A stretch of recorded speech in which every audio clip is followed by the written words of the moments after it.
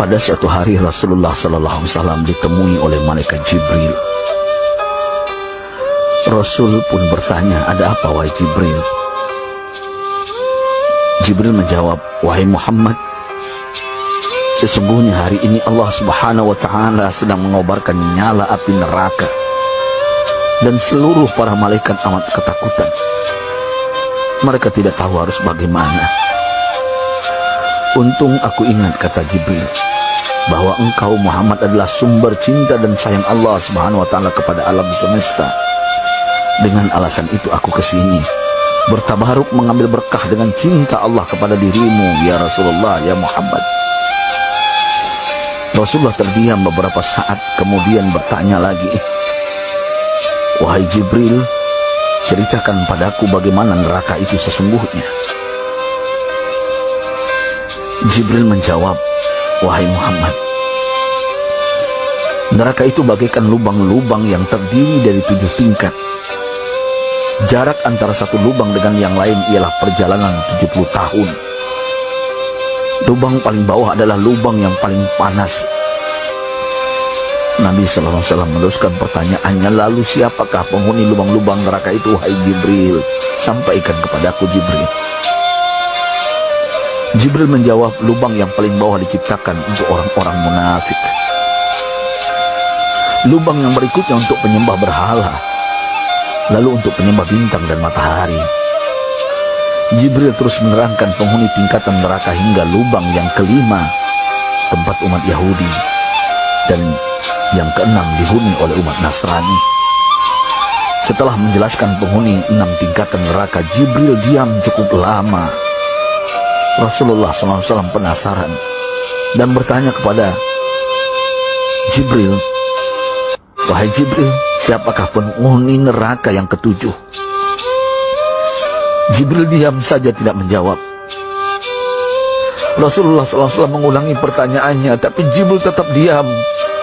Rasulullah tambah penasaran dan mendesak Jibril agar dijawab pertanyaannya.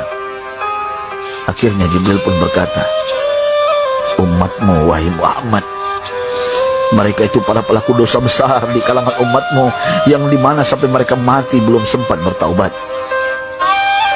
Mendengar jawaban Jibril, Rasulullah langsung jatuh pingsan. Jibril merangkulnya dan meletakkan tubuh baginda di atas pangkuannya. Tak berapa lama Rasulullah SAW sadar dan langsung menangis bersimbah air mata dengan terisak-isak. Rasulullah mempertegas pertanyaannya, "Wahai Jibril, apakah benar ada di antara umatku yang masuk neraka?" Jibril menjawab, "Benar, wahai Muhammad, pelaku dosa besar di antara umatmu yang belum bertaubat." Setelah itu Rasulullah menghadap kiblat dan sujud kepada Allah dalam isak tangisnya. Sesekali dengan suara pelan beliau membisikkan kata-kata, "Ummati ya Rabb, ummati, ummati, ummati." Beliau SAW tidak mengangkat kepalanya dalam keadaan seperti itu selama 3 hari 3 malam, kecuali setiap Bilal bin Rabah mengumandangkan azan, barulah beliau bangkit untuk menjadi imam, dan setelah itu kembali sujud lagi.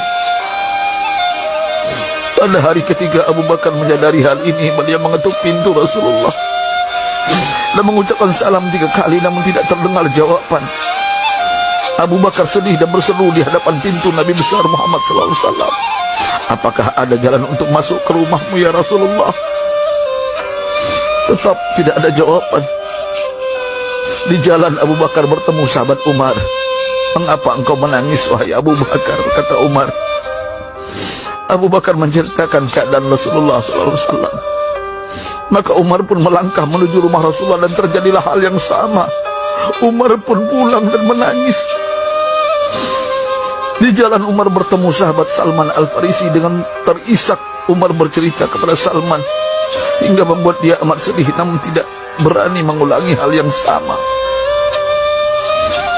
Salman melangkah menuju rumah Fatimah radhiyallahu anha dan menceritakan hal itu.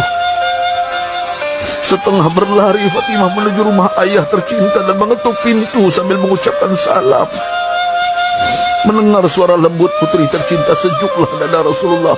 Beliau bangkit dari sujud dan membuka pintu. Alangkah terkejutnya Fatimah melihat Rasulullah, ayah tercinta, amat kurus dan pucat. Fatimah memeluknya lalu menangis. Wahai ayah, apa yang terjadi? Mengapa engkau amat sedih seperti ini? Rasulullah kembali menangis dan berkata dengan suara lirih, wahai Fatimah, belahan jiwa aku.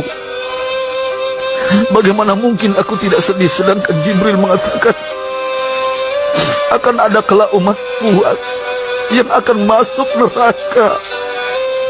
Subhanallah, betapa besar cinta Rasulullah kepada kita umatnya. Sahabatku,